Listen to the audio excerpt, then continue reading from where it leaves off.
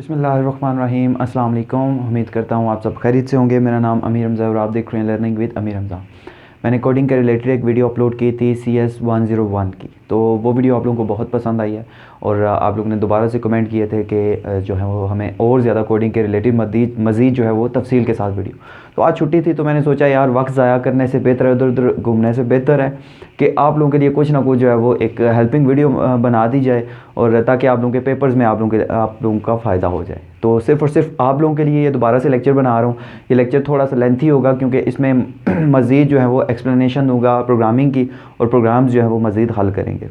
तो हमने करना है जी C++ वाला पोर्शन जो है वो कवर करना था। तो C++ वाला पोर्शन कवर करने के लिए कुछ चीज़ें मैंने पहले से बता दी थी, उनको दोबारा से रिवाइज़ कर लेता हूँ। कुछ ऐसे बंदे होंगे जो अभी ये वाली वीडियो देख रहे होंगे जिन्होंने पहली वीडियो मेरी नहीं देखी होगी, तो उनके लिए दोबारा से चीज़ें जो हैं वो रिवाइज़ करवाऊँगा। हमने पढ़ा था C लैंग्वेजेस, दो तरह की लैंग्वेज हमने पढ़ी थी, एक लो लेवल लैंग्वेज होती है और एक हाई लेवल लैंग्वेज होती है। ठीक है, इंशाल्लाह ये जो है वो थोड़ा सा मज़ीद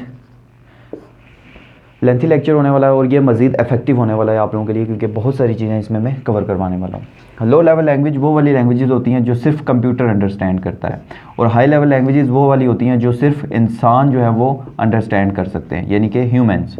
ठीक है, अब ऐसी लैंग्वेजेस जो सिर्फ कंप्यूटर को समझ आए वो लो लेवल लैंग्वेजेस होती हैं और ऐसी लैंग्वेजेस जो इंसानों को समझ आए और कंप्यूटर को समझ ना आए वो हाई लेवल लैंग्वेजेस होती हैं। और C++ जो लैंग्वेज है ये हाई लेवल लैंग्वेजेस है जो इंसानों की बनाई हुई लैंग्वेज है। ठीक है, अब ये कंप्यूटर को डायरेक्टली अंडरस्टैंड नहीं होती। जैसे मैंने एग्जांपल दी थी कि दो बंदों को अगर अपनी इसकी लैंग्वेज उसको ना आती हो और उसकी इसकी ना आती हो तो उसके दरमियान में एक बंदा खड़ा होता है जो इन दोनों को आपस में कम्युनिकेट करवाता है, जिसको ट्रांसलेटर का नाम देते हैं। इसी तरह से इसमें भी ट्रांसलेटर्स होते हैं। ठीक है, तीन तरह के ट्रांसलेटर होते हैं। जो हमने पहला पढ़ा था वो था कंपाइलर, दूसरा जो हमने पढ़ा था वो था इंटरप्रेटर, ये भी हम डिस्कस करते हैं ये तीनों क्या करते हैं। और ये जो तीसरा जो हमने पढ़ा था वो था असेंबलर। ठीक है, कंपाइलर का काम होता है हाई लेवल लैंग्वेज को लो लेवल लैंग्वेज में कन्वर्ट कर देना। लो लेवल लैंग्वेज कौन सी है? मशीन लैंग्वेज, जो कंप्यूटर की ज़ुबान है। ठीक है, तो कंपाइलर जो होता है वो हाई लेवल को लो लेवल में कन्वर्ट करता है एज ए होल, यानी कि पूरे के पूरे पेज को एक ही दफ़ा ये कर देता है कन्वर्ट। और इंटरप्रेटर का काम भी यही होता है, हाई लेवल लैंग्वेज को लो लेवल में करता है लेकिन लाइन बाय लाइन, एक लाइन पहले करता है फिर दूसरी लाइन करता है फिर तीसरी लाइन करता है, तो ये थोड़ा सा स्लो होता है। ये एज ए होल करता है तो ये फास्ट होता है। असेंबलर क्या करता है? असेंबली लैंग्वेज को कन्वर्ट करता है किस में? मशीन लैंग्वेज में। यानी कि assembly language one step higher than machine language होती है। मशीन लैंग्वेज 0 और 1 की लैंग्वेज होती है, बाइनरी लैंग्वेज इसको कहते हैं। ठीक है, 0 और 1 की फॉर्म, क्योंकि हमें पता है कंप्यूटर इंग्लिश नहीं समझता, उर्दू नहीं समझता, फारसी नहीं समझता, कंप्यूटर सिर्फ और सिर्फ 0 और 1 की लैंग्वेज समझता है। ठीक हो गया। उसके बाद हमने एक नॉर्मल, अभी मैं सीधा आ जाता हूँ नॉर्मल प्रोग्राम्स की तरफ। कुछ हमने डाटा टाइप्स पढ़े थे। ठीक है, डाटा टाइप्स, कितनी टाइप का डाटा होता है? 3 टाइप्स का डाटा हमने पढ़ा था, एक इंट, एक फ्लोट और एक हमने पढ़ा था कैरेक्टर। ठीक है, ये इन तीनों की शॉर्ट फॉर्म है और यही हम प्रोग्राम में यूज़ करते हैं। इंट का मतलब है कि जितने भी नंबर्स होते हैं, ठीक है, 1 2 3 4 5 6 7 8 9 10, या माइनस में हो या प्लस में हो, इससे कोई फ़र्क नहीं पड़ता, ये सारे इंटीजर्स में आ जाएंगे पॉइंट को छोड़ के। जो पॉइंट वाले नंबर होते हैं वो किस में आ जाते हैं? इसमें फ्लोट में आ जाते हैं। ठीक है, चाहे वो माइनस में हो या प्लस में हो, जो पॉइंट्स वाले नंबर होते हैं वो फ्लोट में हम डिक्लेयर किया करेंगे। और कैरेक्टर में कोई भी स्पेशल सिंबल्स आ जाते हैं, किसी का नाम आ जाता है, अल्फ़ाबेट्स आ जाते हैं, तो ये सारे किस में यूज़ किया करेंगे? हम कैरेक्टर्स में। ठीक है, थोड़ा सा प्रोग्राम की तरफ चलते हैं, नॉर्मल से हाई लेवल की तरफ जाएंगे, यानी कि सबसे पहले छोटा सा प्रोग्राम करेंगे, उसके बाद आगे बढ़ते जाएंगे। ठीक है, तो प्रोग्रामिंग ये जो स्टार्ट होती है वो किससे होती है? Hash include IOStream। ठीक हो गया। उसके बाद using name space std, using name space std। Spelling में आगे पीछे अगर कुछ हो जाता है तो यार इसको इग्नोर करना। उसके बाद इंट मैन, ये मैन फंक्शन होता है हमारा, जहाँ से प्रोग्राम जो है वो स्टार्ट हो जाता है। ठीक है, और ये ब्लैंक फंक्शन।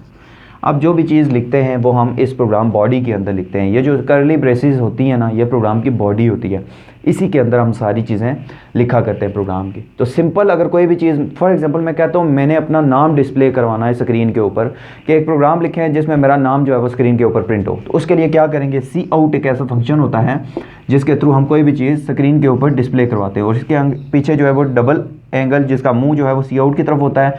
फिर डबल कोटेशन के अंदर जो भी चीज़ लिखूंगा वो स्क्रीन के ऊपर एज इट इज़ क्या हो जाएगी, डिस्प्ले हो जाएगी। ठीक है, तो ये हमारा हो गया जी प्रोग्राम।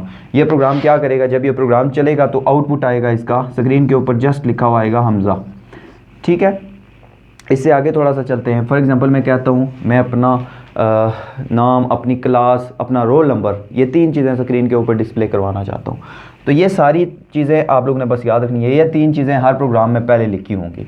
तो ये कोई भी प्रोग्राम में स्टार्ट करूँगा ना तो ये नहीं लिखूँगा, क्योंकि ये कंपलसरी है, इसमें मैं टाइम वेस्ट नहीं करना चाहता आप लोगों का। आप लोगों ने ये याद रखना है कि ये 3 लाइनें हर प्रोग्राम के स्टार्ट में लाजमी लिखनी है, उसके बाद ये शुरू होगा। ठीक है, स्टार्ट करते हैं जी प्रोग्राम। तो मैं कहता हूँ 3 चीज़ें लिखनी है। सबसे पहले सी आउट, क्या, माई नेम इज़ हमज़ा। ठीक है, या इसको इतना लंबा नहीं करते, चलें हमज़ा। और याद रखिएगा एक और चीज़ आप लोगों को यहाँ पे बताऊँगा, अभी ये लिखने दें मुझे। सी आउट, फॉर एग्ज़ाम्पल मैं अपनी क्लास लिख देता हूँ, कोई भी क्लास, क्लास मास्टर्स। ठीक हो गया, उसके बाद सी आउट करवा देता हूँ मैं रोल नंबर। मैं कहता हूँ जी रोल नंबर कितना है, 6। अब ये जब प्रोग्राम चलेगा ना तो सी आउट क्या देगा, यानी कि प्रिंट क्या करेगा स्क्रीन के ऊपर। जब ये सीधा का सीधा चला देंगे, याद रखिएगा ये मैं पहले बता चुका हूँ, ये 3 लाइनें यहाँ पे ऊपर लिखनी है लाजमी। ठीक है, मैं यहाँ इसलिए नहीं लिख रहा ताकि आप लोगों का टाइम बचे, तो ये कंपलसरी है, ये ऊपर लाजमी लिखनी है। तो ये जब ये प्रोग्राम चलेगा ना तो पहले लिखा होगा हमज़ा, फिर लिखा होगा क्लास मास्टर्स, फिर लिखा आएगा रोल नंबर 6। ये एक ही लाइन में एज इट इज़ प्रिंट हो जाएगा। ठीक है, प्रोग्रामिंग में ये होता है कि अगर आप सी आउट यूज़ करते हो, जितने मर्जी सी आउट यूज़ कर लो, वो एक ही लाइन में लिखे हुए आ जाएंगे। अगर आप चाहते हो किसी चीज़ को अगली लाइन में लिखवाना चाहते हो, तो जहाँ पे आप लोगों ने एक चीज़ ख़त्म करनी है उसके आगे आपने न्यू लाइन वाला ऑप्शन लगाना है। न्यू लाइन यानी कि /n आपने यूज़ करनी है। यहाँ पे भी /n आ जाएगी, यहाँ पे भी /n आ जाएगी, क्योंकि ये आखिरी लाइन है तो इसके आगे /n नहीं लगाएंगे, क्योंकि ये लास्ट हुआ है, इसके आगे तो कुछ भी नहीं होगा। तो ये इससे ये होगा कि हमारा जो आउटपुट आएगा वो कैसे होगा, वो होगा जी, पहले नाम लिखा हुआ आ जाएगा, फिर नीचे आ जाएगा वो क्लास, इस न्यू लाइन की वजह से वो अगला नीचे ले आएगा। ठीक है, मास्टर्स, फिर इस न्यू लाइन की वजह से वो ये चीज़ भी नीचे लिख देगा, रोल नंबर।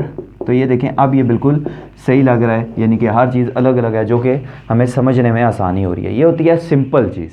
अब आप लोगों को बताता हूँ 2 चीज़ों को प्लस कैसे करते हैं प्रोग्रामिंग के थ्रू। ये मैं लिखा रहने देता हूँ ऊपर वाला, ताकि आप लोग कंफ्यूज ना हो। वैसे मैंने बता तो दिया है कि ये चीज़ें लाजमी हैं, लेकिन फिर भी मैं लिखा रहने देता हूँ। ठीक है, अब मैं आता हूँ जी 2 नंबर्स को प्लस कैसे करते हैं। अब क्योंकि डाटा टाइप भी यूज़ करेंगे, 2 नंबर में लेता हूँ कोई भी A B और उन दोनों को प्लस करके स्क्रीन के ऊपर रिजल्ट दिखाता हूँ। वो कैसे करते हैं, 2 नंबर लेते हैं जी। सबसे पहले क्योंकि नंबर A 1 2 3 4 होगा तो वो इंट में आएगा। डाटा टाइप पहले लिखते हैं, फिर उस वेरिएबल का जो है वो नाम लिखते हैं, फिर उसकी आगे वैल्यू देते हैं। इसी तरह दूसरे वेरिएबल का नाम, फिर आगे उसकी वैल्यू। तो ये हो गया जी इंट, ये इसकी डाटा टाइप, ये उसका नाम और ये उसकी वैल्यू।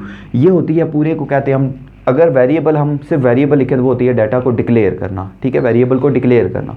अगर वेरिएबल को उसी टाइम पे वैल्यू भी दें तो वो होती है वेरिएबल इनिशियलाइजेशन, के वेरिएबल को इनिशियलाइज कर दिया हमने। ठीक है, ये हमने कर दिया। अब हम क्या करेंगे, वैल्यूज़ आ गई हैं, ये चीज़ होगी। अब हम फार्मूला लगाएंगे। अब तीसरी एक चीज़ हम डिक्लेयर करेंगे, हमने क्या निकालना है, सम। तो सम डिक्लेयर कर देंगे हम। एक और वेरिएबल डिक्लेयर कर दिया है सम। बस ये याद रखिएगा, जितने भी वेरिएबल हम यूज़ करेंगे पूरे प्रोग्राम में, वो वेरिएबल डिक्लेयर करना बहुत ज़रूरी होते हैं। तो सम का फार्मूला लगाते हैं, sum is equal to A + B। Calculate हो जाएगा सम। अब सम स्क्रीन के ऊपर डिस्प्ले करवा देते हैं। डिस्प्ले करवाने के लिए सी आउट यूज़ होता है, और यहाँ हम क्या लिखेंगे, सम इक्वल टू, ये ख़त्म हो जाएगा।